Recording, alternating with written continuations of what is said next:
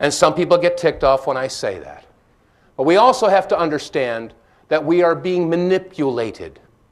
We are constantly being manipulated to try to get one group of people fighting against another group of people. Remember about a year and a half ago, the issue in Louisiana about the pickup truck with the noose? Remember that? It went nationwide, viral, in a matter of hours. The whole country was talking about hate crimes and these guys in Louisiana driving around with a noose. And within 48 hours, think of this for a second, folks. Within 48 hours, there were brand new charter buses rolling in from all over from Detroit and Chicago, and all the Jesse Jackson and Reverend Sharpton and all these people show up, and all these people get off of these buses with brand new T-shirts and all these buttons and signs. Wait a minute, where the heck can you go to have T-shirts, buttons, signs, posters, and all that stuff within 48 hours, get chartered buses, and have them show up down in Louisiana with that short notice? Obviously, you can't. So how did they know ahead of time that this was going to happen? How did they know what kind of division and racism was going to be thrown into the American people's faces? The answer is that I believe, my opinion, is that this was a manipulation to create more racial hatred.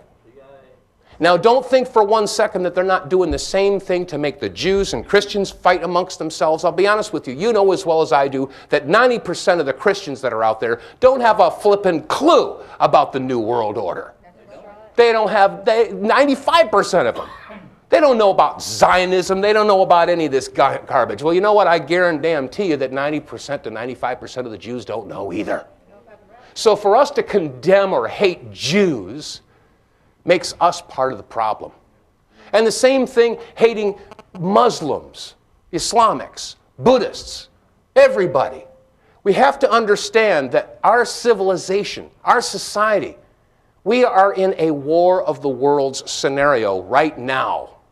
This huge, multinational, monolithic corporate monster. A corporation is a legal person, just like people. And it feeds on profits. And anything not profitable is waste. And these corporations continue, despite the fact the CEO can drop dead or president can leave the company, they fill the void, and it goes on for generations. The corporations have taken control, and like the song Monster from Steppenwolf in 1971, now it's a monster and will not obey. Corporations have taken over. It is a monster. And just like the War of the Worlds, riddle me this, campers. War of the Worlds. The scenario, alien spaceship drops down to the planet. And the design is to wipe out every man, woman, and child on the face of the planet, regardless of who you are, what you think, what your skin color is, or anything like that. And as this machine with the tentacles starts coming into Pensacola and ray gunning, all of us say, oh my God, we have to fight them. So you grab whatever armament you've got, your popcorn, your BB gun, your AK, whatever you've got, and you run down and jump into the foxhole with all the other people in the community. And you look to the left, and there's a Jew over there. And there's a gay guy over here, and there's a black guy over here, and there's a homosexual over here, and an Islamic over here. I can't fight with you, you're gay. I can't fight with you, you're black, you're Jewish, you're this and that. We're all fighting amongst us. I can't fight with you, I hate you. Meanwhile, the alien goes, and you're dead. Yeah. Folks, we got to get over this. And personally, I don't care what you believe. I don't care if you're a Christian, Jew, Muslim. I don't care if you're white, black, yellow, gay, straight. I don't care if you're pro-choice, pro-life. I don't care if you're into gun control or gun ownership. It doesn't freaking matter now. Because if they get what they want, they'll make those decisions for you. If you're pro-choice, guess what? You don't have a choice. If you're pro-life, guess what? You don't have a choice. We all know what the New World Order has to say about population. You can bet your bottom bippy dollar what they're going to do if your daughter gets pregnant. Folks, we've got to get over the division. Put your petty differences aside. Your unborn children will either applaud your activism or, by God, they will curse your complacency. I said this last night. when I was talking to Rick. The last thing you want is someday, if you're lucky enough to have a grandchild, have that grandchild sitting on your knee saying, Grandma or Grandpa, why didn't you do anything when you could? This is serious as a freaking heart attack. It's more serious because at least a heart attack only takes one person out. We're talking about an entire country.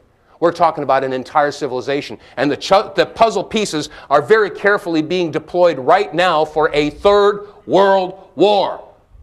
I'm not some wacko that fell off a turnip truck. Look around you, for the love of God. China and Russia are doing military exercises as we speak. The U.S. is not invited. We've got Russia sending its battleships down into the Mediterranean right now. The Caribbean right there, lining up with Venezuela and Cuba. The whole Western economy is about to collapse. Don't think for 1 second that those that own the debt, hello Walmart, hello China, they're not going to call their markers in. They own us. And they're going to want to come and take this country because they think it's theirs. And guess what? Our own elected officials and the people that we're putting in charge of our monetary system sold it to them. Folks, this is not a game. We're in the fight for our lives. And I cannot stress this enough. We have to stop fighting. No more Jews, Zionists did it. No more Islamics did it. We already have seen the information that shows that, that Islamic extremist hijackers couldn't have done it. They couldn't have. Oh, and one more thing. I don't mean to get long-winded, but this is so important. If we're dealing with a false flag operation, and I think we all agree that we are, common sense would dictate that there are several areas of operation to make it happen. The first area is to plan the event itself. You take a bunch of money, a couple of years planning, and very methodically and need-to-know information would be getting out there. Okay, they'd have to plan, make sure that this is all set. The next area of operation is equally important, but a little bit more subtle, and that's to plant a rabbit trail. You have to have a patsy to blame it on. Those of you researching the Kennedy assassination and all the other stuff that's going, you know exactly how important a rabbit trail is. You can't do it unless you've got somebody to blame it on. And that is just as intricate because you've got to plant information to be found at a later date that will be real juicy tidbits, some bones with meat on them, so people can say, I found it. And the third area of operation is to have a controlled opposition. And the controlled opposition, of course, is given the illusion that they're there to find out the real truth of what happened with such and such, in this case 9/11.